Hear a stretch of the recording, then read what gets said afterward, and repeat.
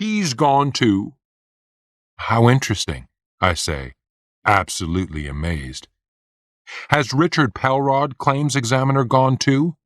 No, he's here. And Russell Crockett? Mr. Crockett left us for another company. Russell Crockett, head of the claims department, wrote the stupid letter. And Everett Lufkin? No, he's here. Where's the file? Pierce gives me a thick pile of papers. Give me an hour, then we'll continue. Sure, T. Pierce says. There's an office there. I return an hour later. We need to call the judge. With T. Pierce on one phone and me on another, I call Kipler. We've got some problems, Your Honor, I say. What kind of problems? Well, of the 6 witnesses in my notice, 3 suddenly left the company very late last week. I read him the names. How about the file? I've had a look. At least one document is missing. What is it? The stupid letter. Is this true, Pierce? I'm sorry, Your Honor, I don't know. I've gone through the file, but I haven't checked everything. Are you guys in the same room? Yes, sir, we both answer. Pierce, leave the room. Rudy, stay on the phone. Okay, Judge, it's just me, I say when Pierce has left. What's their mood? He asks. Pretty tense. I'm not surprised. By losing witnesses and hiding documents, they've given me the right to order that all statements will be taken down here. Question Underhill only. Ask him everything you can think of, but find out what happened to the 3 missing witnesses. I'll order a hearing for later this week and find out what's going on, he says. I question Underhill for 3 hours, then stop. I thought I would have to stay in Cleveland for days, but I leave this place just before 2 with new documents to examine. These boys will have to come to my town.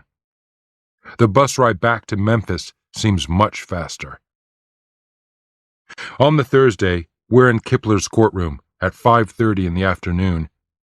His Honor picked this time so Leo F. Drummond has to rush over after a long day in court. I warned you about the documents, Mr. Drummond. I thought I was rather specific. Now, what happened? This is probably not Drummond's fault. His client is playing games with him. I almost feel sorry for him. There's no excuse, Your Honor, he says. And when did you first learn that these witnesses don't work for your client anymore? Sunday afternoon. Did you try to contact Mr. Baylor? We couldn't find him. We even called the airlines. They didn't call the bus companies. Sit down, Mr. Drummond, His Honor says. 1 week from next Monday, we will meet here for the statements of Richard Pelrod, Everett Lufkin, Kermit Aldi, and M. Wilfred Keeley, the company director. They will pay their own travel costs. They will make themselves available to Mr. Baylor and cannot leave until he allows them to. All court costs will be paid by great benefit. Copies of all the documents in order will be delivered to Mr. Baylor by Wednesday of next week. Great Benefit will also pay Mr. Baylor the cost of his wasted trip to Cleveland. Mr. Baylor, how much is a round-trip plane ticket to Cleveland? $700. Is that first class? No, sir. Mr. Drummond, you guys sent 4 lawyers to Cleveland.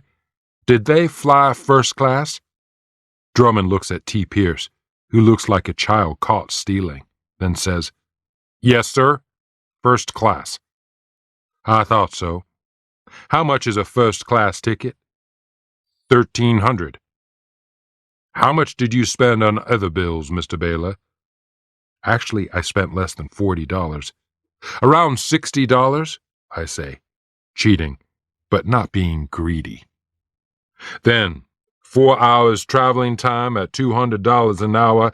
That's $800. Any other expenses? $250 to the court reporter. He writes this down, adds it all up, checks it. I order the defendant to pay Mr. Baylor $2,410 within 5 days. If Mr. Baylor does not receive this sum, it will automatically double each day until the check is received. Do you understand, Mr. Drummond? I'm smiling.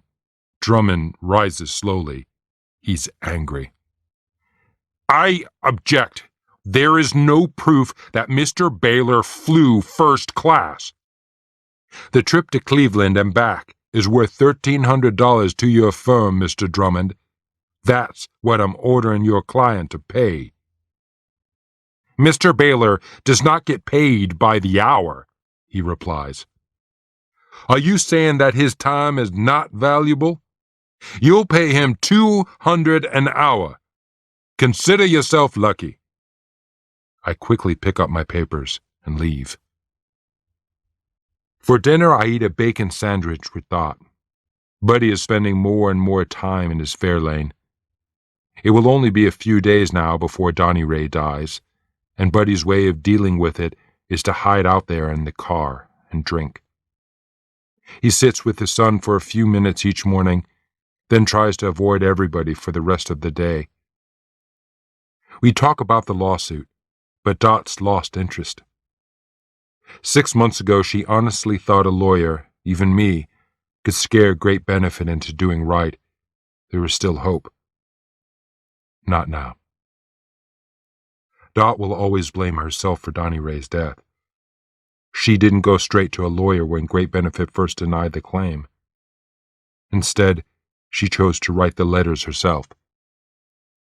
She serves me a cup of coffee, and I take it into Donnie Ray's room, where he's asleep under the sheets. The only light comes from a small lamp in the corner. The room is still. Donnie Ray has planned the funeral. He wants me to help carry his body. I pick up the same book I've been reading for 2 months now, one of the few books in this house. I leave it in the same place and read a few pages on each visit. I hear a strange voice in the living room, and then a knock on the door. It opens, and I slowly recognize Dr. Cord. "Just passing by," he says softly. "Sit down," I say, pointing to the only other chair.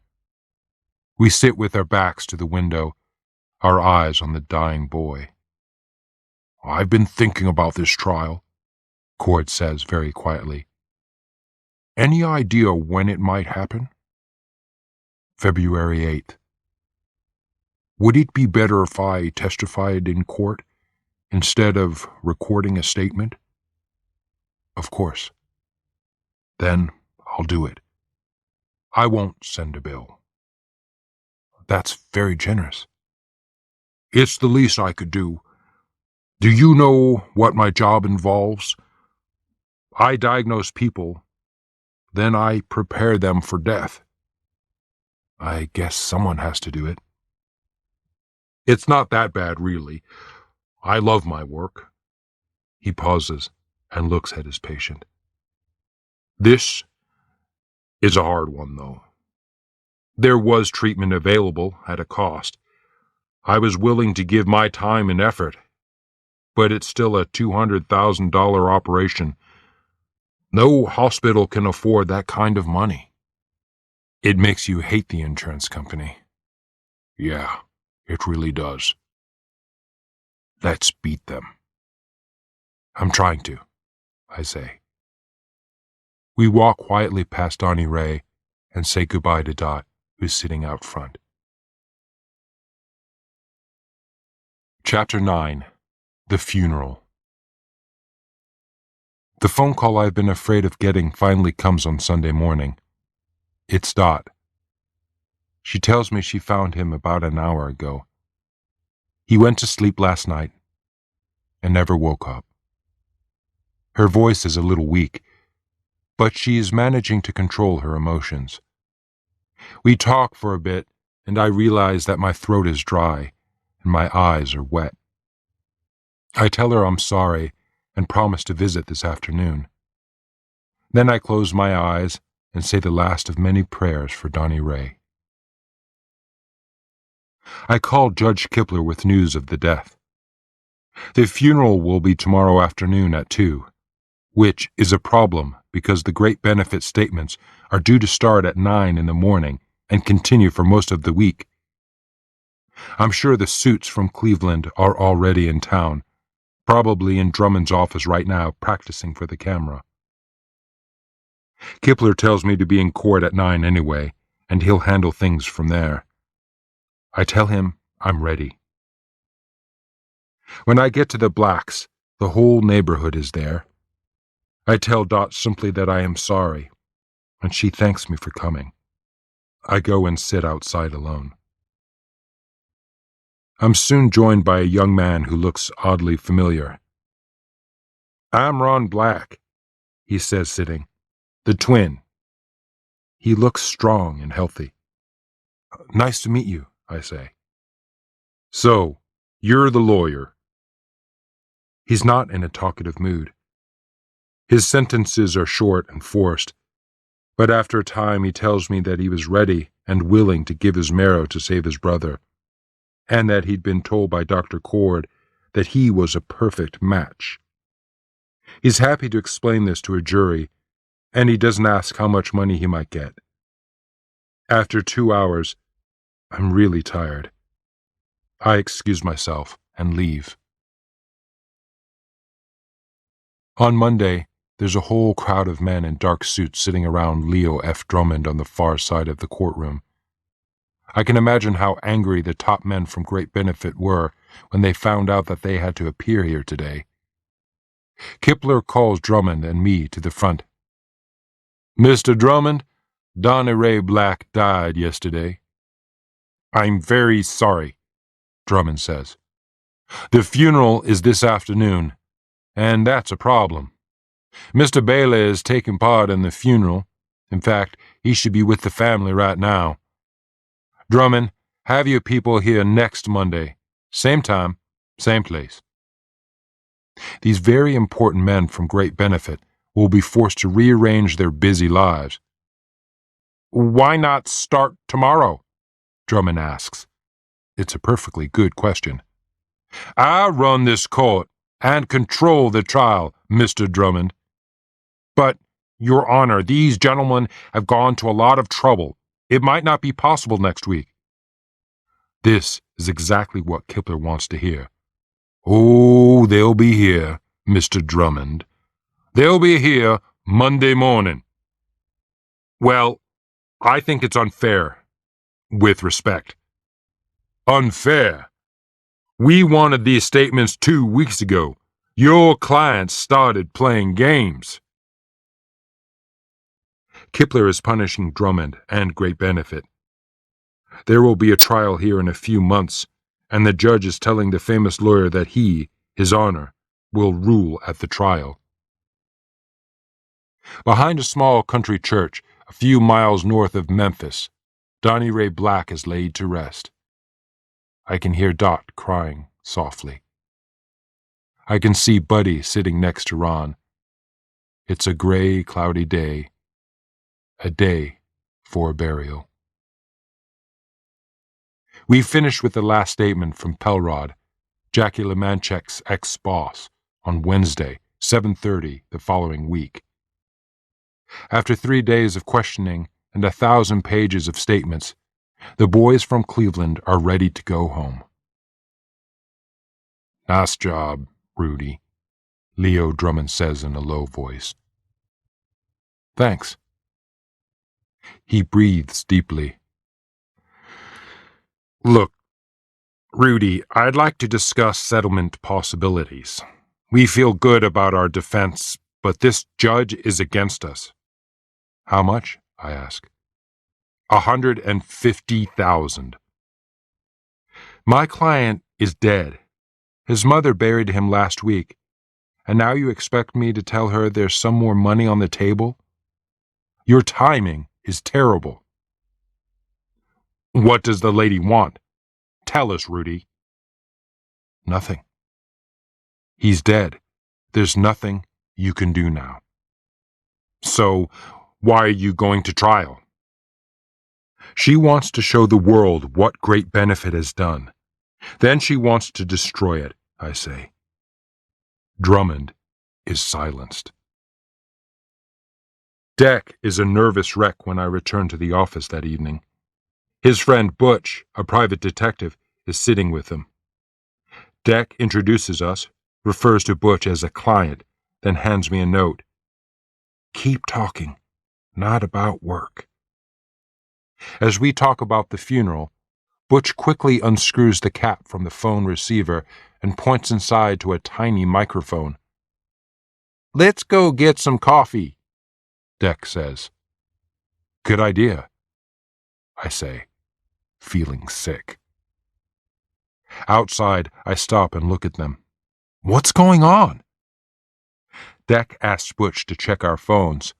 He thought maybe the FBI were listening to us, trying to get information about Prince and Bruiser. There are microphones in all 3 phones. What do we do? Legally, you can remove them, Butch explains. Or you can just be careful what you say.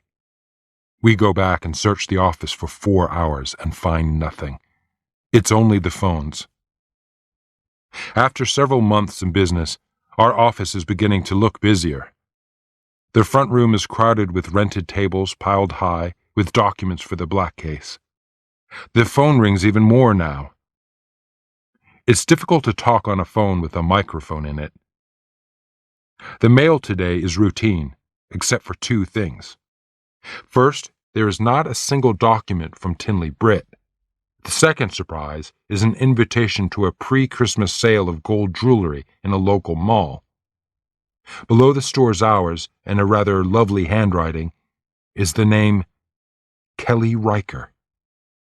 No message, nothing. Just the name. The jewelry store is one of over 100 shops in the mall. I enter and walk slowly to the long glass counter where Kelly is helping a customer. She looks up and smiles. Can I help you, sir? I look at her and melt. We smile at each other. How are you? I ask. Fine. And you? Can we talk? Not here. There's a cinema down the mall. Buy a ticket for the Eddie Murphy movie. I'll be there soon. She had it all planned. She knew I'd come. She arrives a few minutes late. Are we safe? I ask her. Yeah, he's out with the boys tonight. Drinking again? Yes, she says, but not much. I worry about you. I think of you all the time. Do you ever think about me? All the time, she says, and my heart stops. Kelly slides her arm under mine and moves a little closer. Why am I sitting in a dark theater with a married woman? Cliff wants me to have a baby. Don't do it, Kelly. I just wanted to see you, Rudy. Either forget about me or file for divorce. I thought you were my friend. It's more than friendship, and both of us know it. I can't forget about you. Then let's file for divorce. I'll help you. She leans over, gives me a tiny kiss, and leaves. Deck and Butch have found out that the microphones are not the kind the police or the FBI use. Somebody else is listening, Deck says over coffee. But who? I make a plan and discuss it with Deck. Deck leaves. 30 minutes later, he calls to talk about several cases that don't exist. We talk for a few minutes about this and that. Then I say, guess who wants to settle now? Who? Dot Black. Dot Black? Deck acts surprised. Yeah. She said she'd take $160,000. Since their top offer is $150, She'd win a small victory if they pay more than they want.